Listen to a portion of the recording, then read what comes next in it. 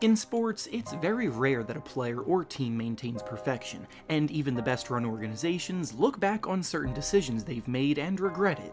No matter how big or small, mistakes are part of the game, so the focus should always be on minimizing them and making sure they don't have an impact on the team in that big of a way. Every NBA team does things and makes moves that they wish they could take back, and that's exactly what the topic of today's video is about. This will be a two-part series by doing the Eastern and Western Conference teams, and we'll be identifying the one thing that each of them regret the most from this year, with this video being about the Eastern Conference. Some have made some incredibly head-scratching decisions, and others have only made some minor mistakes, but no team is perfect in this regard. Before we start, make sure to like the video and subscribe to the channel, as all support is very much appreciated. Now with that being said, let's begin. Going in alphabetical order by city, we'll be starting with the Atlanta Hawks, and the biggest regret this team made this year was failing to add more veterans to a team filled with young and inexperienced players. Yes, they do have Vince Carter on the roster, who has become the veteran of all veterans in the NBA, and his presence is definitely a plus, but he alone is not enough. The team is losing a lot, and with the players being so young, frustration has begun to mount, and reports began to be made from inside the locker room saying that the team was missing a true vocal leader that commands the respect of his peers while also holding them accountable. The players have a ton of promising potential, but without the proper guidance and leadership early on, the frustration will only build even more. Next up is the Boston Celtics, and the biggest regret of their season came when they drafted Romeo Langford in the lottery of the draft. Now, Langford is still young and very well could prove to be a capable contributor down the line, but both at the time of the draft and now a year later, better talent was available and also would have been a better fit for the team, such as Brandon Clark for one example. The team is already competitive, and they have real aspirations to win the East this year, and a solid two-way big like Clark, who is proving to be the steal of the draft right now, could have given the team good minutes, unlike Langford, who is sitting at the end of the bench most nights.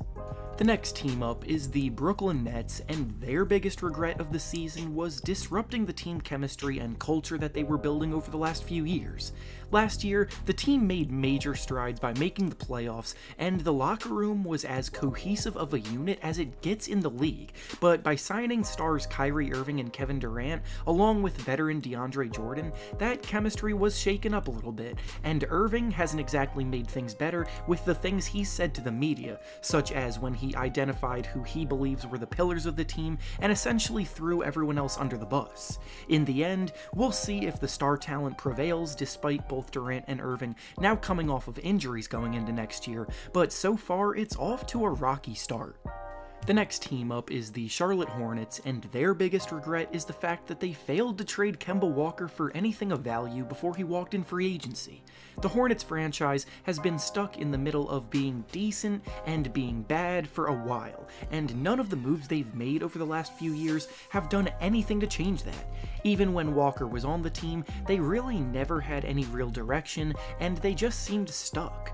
They unrealistically held on to hope that Walker would re-sign with them this summer, despite them giving him no reason to believe that they would be able to turn things around with him. And in that kind of situation, they should have flipped him for assets while they could, instead of watching him leave in free agency for nothing. The next team up is the Chicago Bulls, and their biggest regret is making Jim Boylen their head coach. When the team fired Fred Hoiberg, they named Boylen as the interim coach, and after that, things got off to a shaky start to say the least. His coaching style and intensity clashed with a ton of the players, he was on the verge of completely losing the locker room, and it was very clear that he wasn't the most well-liked. On top of that, the team hasn't really improved at all since he's been in charge, and yet, despite all of this, the organization chose to elevate him from being just the interim coach to the official head coach and gave him an extension. They definitely should have gone through the full process of searching for a new coach, and now they're in a tough situation because they didn't do that. The next team up is the Cleveland Cavaliers, and their biggest regret is not trading Kevin Love at the trade deadline. Ever since LeBron James and Kyrie Irving have left the team, the Cavs have gone right back to the bottom of the standings, and are now once again rebuilding. Their focus is on the future and the development of their young players, so for an experienced former All-Star like Kevin Love, his goals are the exact opposite of the team's goals right now. He has made it very clear that he's unhappy where he is right now, and while he is past his peak, he is still definitely capable of helping a team with playoff aspirations. His monster contract is definitely a factor that has played into him not being traded yet. I'm not ignoring that, because finding a team that would afford him and want him is not easy, but as we just saw with Andrew Wiggins getting traded and Chris Paul getting traded, monster contracts are not impossible to trade. Next up is the Detroit Pistons, and their biggest regret of the year is half-heartedly trying to contend. The Pistons have been caught in the middle of the league for a long time now, and they really never committed to going all in on becoming a top team if that was their goal. The most ambitious move they've made is trading for Blake Griffin, but his injuries finally caught up to him, and the supporting cast around him and Andre Drummond was never realistically enough to make them viable, even in the East. Now they almost have no choice but to rebuild, and their starting point is going to make a lot of things tougher because of the fact that they never committed. Up next is the Indiana Pacers, and their biggest regret of the year is not finding a Myles Turner trade partner. The Pacers are big-time sleepers in the East, and at full strength are definitely capable of making some noise, but in order to put themselves over the top, they could still use better complementary pieces. Turner and All-Star Domantas Sabonis have done their best to bring back a Twin Towers lineup, but they aren't naturally good complements to each other, and neither are great at defending power forward, both being natural centers. They're overcrowded in the front court, and swapping Turner for someone on the wing would have made Indiana scary. Next up is the Miami Heat, and their biggest regret of the year is waiting too long to trade Dion Waiters. Waiters is a player whose production on the court is very hit or miss, and his struggles off the court have put his career into jeopardy a few times now. At one point, he did have real value, but as time went on, that value tanked more and more until the point where he was essentially a filler piece on a trade for veteran Andre Iguodala, who has shown signs of decline and is very near the end of his career. Up next is the Milwaukee Bucks, and their biggest regret of the year is allowing Malcolm Brogdon to walk in free agency. There really isn't a whole lot to nitpick about the Bucks this season, as they currently sit atop the league-wide standings and are being led by the MVP. However, we saw last year that being in a situation like this isn't the end goal, and getting it done in the postseason is the only thing that will be able to convince Giannis to stay in town when his contract expires. Losing a piece like Brogdon is tough, because he fits so well, and with the amount of money the team already has dedicated to players, there isn't much room for growth moving forward. So if what they're currently working with isn't enough, then things might go south in the summer of 2021. Up next is the New York Knicks, and their biggest regret of the year is panic signing Julius Randle.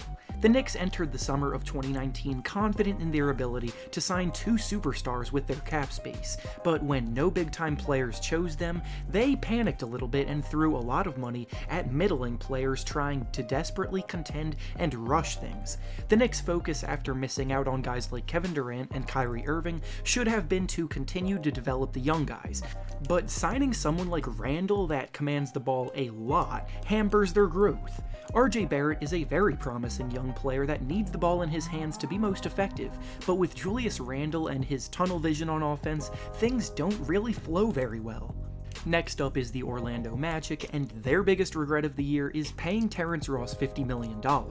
The Magic got a taste of the playoffs last year and desperately wanted to stay put in the standings, so after a year where Ross was admittedly very solid, he has now reverted back to what he was essentially his whole career, being a streaky scorer on the wing whose inconsistencies can be frustrating.